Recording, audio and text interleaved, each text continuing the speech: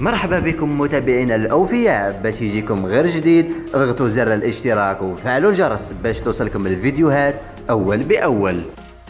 عاجل ياسين عاد لينضم إلى المنتخب الجزائري رسميا. لنتابع التفاصيل واضغط على لايك ليصلكم كل جديد.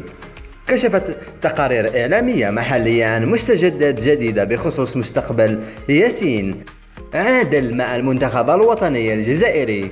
وحسب الصحفي الجزائري الموثوق مؤمن أيد قاسي فإن ياسين قد أصبح تحت تصرف الناخب الوطني جمال بالماضي خلال فترة التوقف الدولي لشهر سبتمبر المقبل.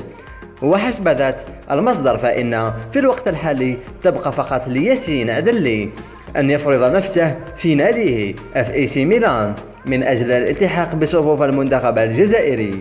والجدير بالذكر أن يسند لمطلب في العديد من الأندية الفرنسية التي ترغب في التعاقد معه خلال فترة الانتقالات الصيفية الحالية.